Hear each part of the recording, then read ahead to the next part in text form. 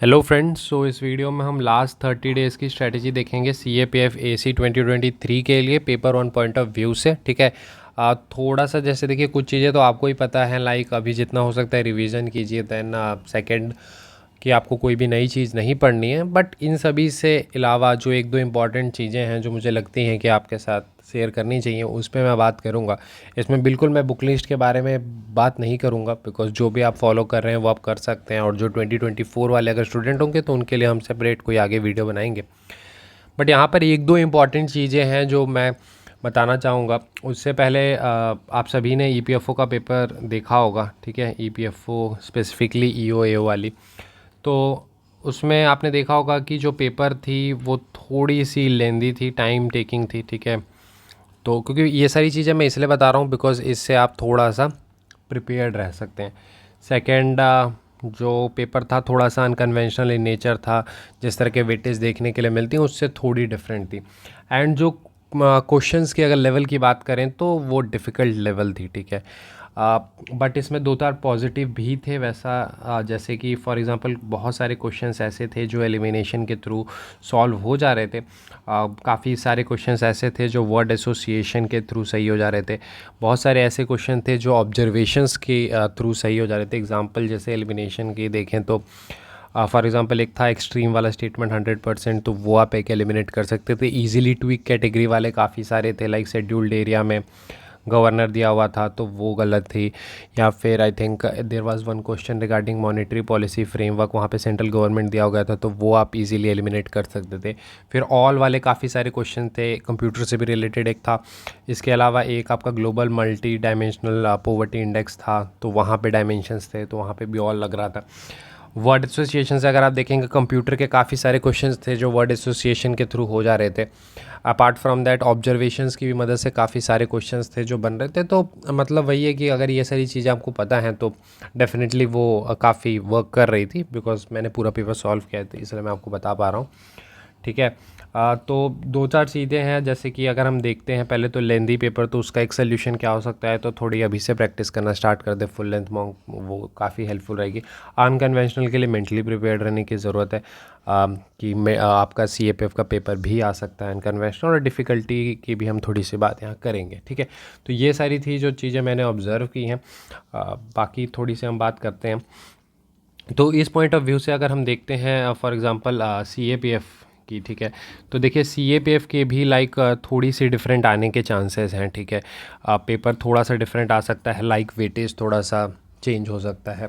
Apart from that जो defence है या करंट अफेयर है, वहाँ पर आपको थोड़े से डीप क्वेश्चंस देखने के लिए मिल सकते हैं, स्टेटमेंट बेस्ड क्वेश्चन देखने के लिए मिल सकते हैं। बिकॉज अगर आप EPFO में भी देखेंगे तो जो आपके क्वेश्चंस आए थे अकाउंट्स ये सबसे, वो थोड़े डीप इन नेचर थे, तो उस पॉइंट ऑफ व्यू से डिफेंस करंट अफेयर ये सब थोड़े डीप हो सकते हैं। करंट अफेयर के लिए एक चीज़ मैंने आइडेंटिफाई की है, बट मैं रिकमेंड नहीं करूँगा आप पढ़ने के लिए। अगर कोई स्टूडेंट है पढ़ना चाहता है तो कर सकते हैं। PIB is a good source. ठीक है, PIB से काफ़ी क्वेश्चंस बन रहे हैं, CSE में भी थे, इसमें भी। तो PIB अगर आप करना चाहते हैं तो कर सकते हैं, बट मैं रिकमेंड नहीं करूँगा लास्ट टाइम पे कि एक नया सोर्स लेके आप करें। तो ये चीज़ है। इसके अलावा अगर आप देखेंगे तो एक चीज़, दो तीन चीज़ें हैं, जैसे पेयर वाले क्वेश्चन तो EPFO में नहीं आए थे, तो मे बी शायद CAPF में भी ना आए, ज़रूरी नहीं है वैसा। लेकिन एक ये वाला क्वेश्चन अगर आप देखेंगे तो ये आ रहे हैं, like statement 1 statement 2, and then रहता है कि स्टेटमेंट 1 और स्टेटमेंट 2 दोनों करेक्ट है, ये इसका करेक्ट एक्सप्लेनेशन है, and then assertion and reasoning वाले कह सकते हैं, और ये दोनों सही है लेकिन इसका करेक्ट एक्सप्लेनेशन नहीं है। एक ये सही है, एक ये गलत है, एक ये गलत है, एक सही है। तो इस तरह वाले क्वेश्चंस आ रहे हैं, तो CAPF में भी ये ट्रेंड कंटिन्यू होने के काफ़ी ज़्यादा चांसेस हैं। अब दो चार मैं आपको इम्पॉर्टेंट चीज़ें बताता हूँ जो CAPF के लिए काफ़ी इंपॉर्टेंट है। I think that is going to happen. पहले तो देखिए, साइंस काफ़ी ज़्यादा इम्पॉर्टेंट रहने वाला है, बिकॉज साइंस के सिंपल आने के चांसेस ज़्यादा है। सिंपल का मतलब वो नहीं कि बहुत ही आसान आएंगे, बट मतलब straight forward question, NCERT based कह सकते हैं, क्वेश्चंस आने के चांसेस हैं। रीज़न ये है कि अगर आप देखेंगे EPFO में तो थे ठीक है, लेकिन सबसे इंपॉर्टेंट जो है CDS 1 2023 का भी अगर आपने पेपर देखा हो तो उसमें GS की लेवल थोड़ी ज़्यादा थी कंपेयर टू प्रीवियस ईयर, ठीक है। 1-2 साल वैसे CDS में भी अच्छे क्वेश्चंस आए हैं, बट ऐसे हम अगर एक ट्रेंड देखेंगे तो उस बेसिस पे थोड़े से अच्छे लेवल के क्वेश्चंस आपको देखने के लिए मिलेंगे GS पॉइंट ऑफ व्यू से। लेकिन साइंस जैसे ही आप देखेंगे CDS 1 2023 it was too simple, ठीक है, डायरेक्ट क्वेश्चंस थे। तो सेम वो CAPF में भी आपको देखने के लिए मिल सकता है, ठीक है। तो उस पॉइंट ऑफ व्यू से इन साइंस पे अच्छे से फोकस करें। 30 क्वेश्चंस आ रहे हैं, आप अच्छे से करेंगे 25-26 आराम से कर लेंगे, तो साइंस पे थोड़ा एक फोकस कर सकते हैं उस पॉइंट ऑफ व्यू से। बाकी अभी 30 डेज़ में क्या करना है उस पर तो हम बात करेंगे। मैं थोड़ा सा जो ट्रेंड मुझे लगता है उस बेसिस पे मैं थोड़ी सी बात कर रहा हूँ। ये पूरी मेरी ओपिनियन है, ठीक है, आपको माननी हो मानिए, नहीं तो आपकी मर्ज़ी, ठीक है। ये जस्ट माय ऑब्जर्वेशंस हैं। मैथ्स मुझे ऐसा लगता है कि थोड़ा सा इसका लेवल राइज होने के चांसेस हैं may be.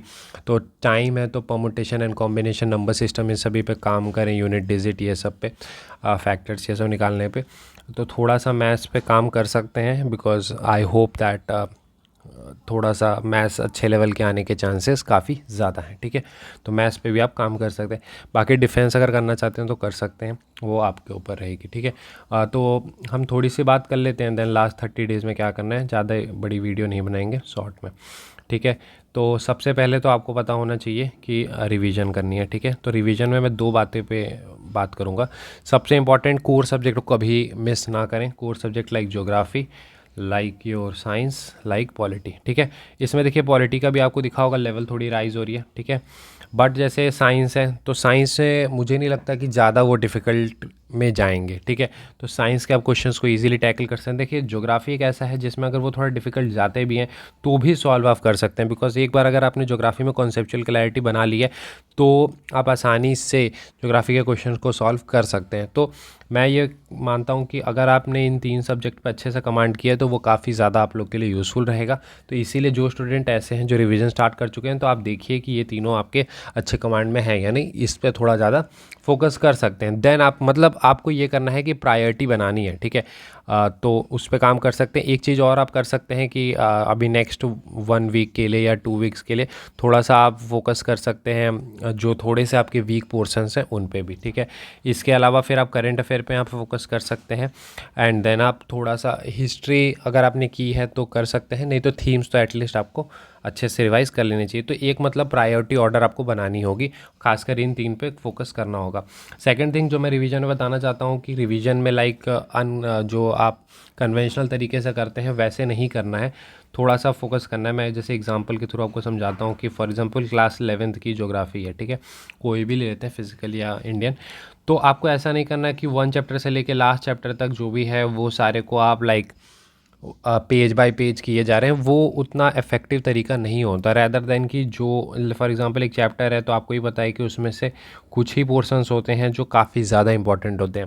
And then second thing कि काफ़ी सारे ऐसे पोर्शंस होते हैं जो काफ़ी सिंपल इन नेचर होते हैं, वो आपको पता होती हैं। जो जहाँ नहीं पता तो उनको ज़्यादा रिवाइज़ करने की ज़रूरत है, क्योंकि एक तरीका मतलब काफ़ी सारे स्टूडेंट ऐसे हैं जो इसमें बिलीव करते हैं नंबर ऑफ़ टाइम्स में। फॉर एग्जांपल उनसे अगर आप पूछते हैं तो कहेंगे कि क्लास 11th की बुक है तो मैंने 8 times, 10 times, 20 times, 15 times. But ये ज़रूरी नहीं है कितने टाइम्स किया है। इफेक्टिव रिवीजन करने की ज़रूरत है, 2 से 3 बार ही करें बट इफेक्टिव तरीके से करें। जो वीक एरियाज़ हैं वो फिक्स होने चाहिए। तो उसके लिए एक और तरीका है, एक तो ये है कि आप अगर आइडेंटिफाई कर पा रहे हैं तो ठीक है, नहीं तो आप कोई जो भी चैप्टर पढ़ते हैं उसके बाद उनके क्वेश्चंस लगा सकते हैं, ठीक है। क्वेश्चंस लगाने के बाद क्या होगा कि आपको डेफिनेट सी बात है सारे क्वेश्चन सही होंगे नहीं, तो जो भी आपको वहाँ पर फिर वीक एरियाज़ पता चलती हैं कि हाँ ये सारे वीक एरियाज़ हैं, तो उनको आप फिक्स कर सकते हैं, ठीक है। तो क्योंकि आपको फोकस ये करना है कि जो भी आपके वीक एरियाज़ है, अगर 11th की बुक है, जो चीज़ें आपको ज़्यादा नहीं आती उन पे ज़्यादा फोकस करने की ज़रूरत है, ठीक है। साइंस है तो जहाँ पर आपको दिक्कत आ रही है, मान लेते हैं कि केमिस्ट्री में दिक्कत आ रही है, तो केमिस्ट्री पर ज़्यादा फोकस करने की ज़रूरत है रैदर देन कि पूरा रिवाइज़ किए जा रहे हैं, ठीक है। तो थोड़ा सा वीक एरिया से फोकस करें, वो ज़्यादा आपके लिए यूज़फुल रहेगा, ठीक है। तो ये सारी चीज़ों को आपको रिवाइज़ करनी है, बार बार करिए। इसके बाद जो सेकंड थिंग है कि जो लास्ट के आपके 30 डेज़ हैं, उन 30 डेज़ में जितना हो सकता है क्वेश्चंस आप प्रैक्टिस करें, ठीक है। इसके लिए वैसा कर सकते हैं कि आप जो संडे है उसमें आप टेस्ट यानी फुल पेपर लगा सकते हैं, और बाकी आपका मंडे से सैटरडे तक जो भी है उसमें आप टेलीग्राम पे क्विज़ेस लगा सकते हैं, कहीं क्वेश्चंस मिल रहा है वहाँ से लगा सकते हैं, कोई आपके पास बुक है वहाँ से लगा सकते हैं। बट डेली क्वेश्चंस लगाइए, ठीक है। क्वेश्चंस लगाने काफ़ी ज़्यादा इंपॉर्टेंट है, बिकॉज क्वेश्चन लगाने से पहले तो आपको वीक एरियाज आइडेंटिफाई होंगे तो उन पर आप काम कर पाएंगे। दूसरा जो मैं बात कर रहा हूँ लॉजिकल गेसेस ये सारे, तो वो डेवलप होंगी आपकी, ठीक है। इसके अलावा वर्ड एसोसिएशन ये सारी चीज़ें आप देख सकते हैं। एक ऑब्जर्वेशन का मैं एक बेहतर तरीका बताना चाहता हूँ कि जैसे फॉर एग्जांपल आपकी 6 अगस्त को एग्ज़ाम है, ठीक है। तो अगर आप वन वीक पहले अगर यूपीएससी के पेपर्स लगाते हैं, सीएसी ये सब की, तो ऑब्जर्वेशंस आपकी थोड़ी बेहतर होंगी। बट अगर ज़्यादा नहीं भी कर सकते हैं तो फर्स्ट सेकंड थर्ड ये 3 दिन में कोई भी 2 दिन आप 2 पेपर्स ज़रूर लगा के जाएं। भले आपने देख भी लिया हो बट फिर भी, जैसे CAPF 2022 का पेपर और CAPF 2021 का पेपर, ये दोनों पेपर पूरा लगा के जाएं, ठीक है। ये काफ़ी ज़्यादा आप लोगों के लिए यूज़फुल रहेगी, ठीक है। तो क्वेश्चंस आपको जितने हो सकते हैं उतने प्रैक्टिस कीजिए, काफ़ी ज़्यादा यूज़फुल रहेंगी। और टेस्ट सॉल्व कीजिए हर संडे एटलीस्ट, क्योंकि उससे आप मेंटली भी प्रिपेयर्ड रहेंगे। बाकी हम ट्राई करते हैं, क्योंकि काफ़ी सारे स्टूडेंट कह रहे थे, तो अगर 2-3 टेस्ट पेपर हो पाते हैं अगर फुल लेंथ, तो हम ट्राई करते हैं कुछ अरेंज करने की। तो जो भी होगा उसका इन्फॉर्मेशन आपको यहीं पे मिल जाएगा, ठीक है, क्योंकि सारी की वीडियो बनानी तो उतनी फीसिबल नहीं है, ठीक है।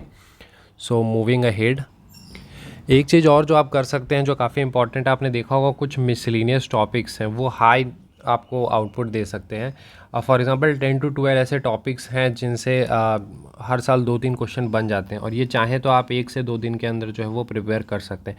तो वैसे टॉपिक्स को आप आइडेंटिफाई कर लीजिए प्रीवियस ईयर क्वेश्चन से, और आप 2 से 3 क्वेश्चन वहाँ से निकाल सकते हैं। तो ये काफ़ी यूज़फुल रहता है, बिकॉज आप इन मिसलिनियस टॉपिक्स को नेग्लेक्ट कर देते हैं, तो उन पर आप काम कर सकते हैं, ठीक है।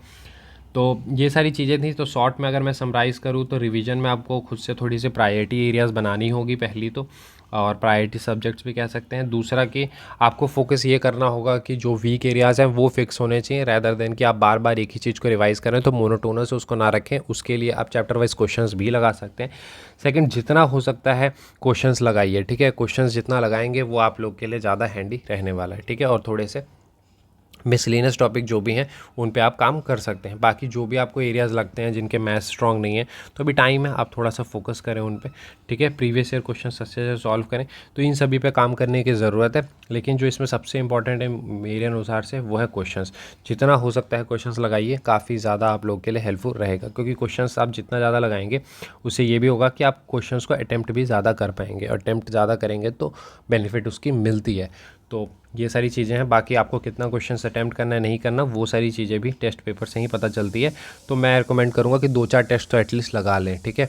ये चीज़ है। बाकी पेपर 2 की कभी और बात कर लेंगे। वैसे देखिए सिंपल है, पेपर 2 में अगर 2-3 चीज़ों पे अगर आप काम करते हैं तो इट इज़ गुड।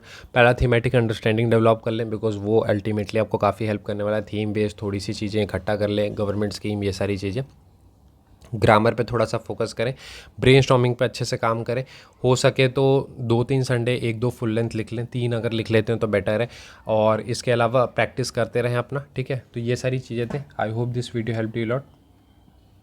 मिलते हैं अगली वीडियो में। Thank you and have a nice day.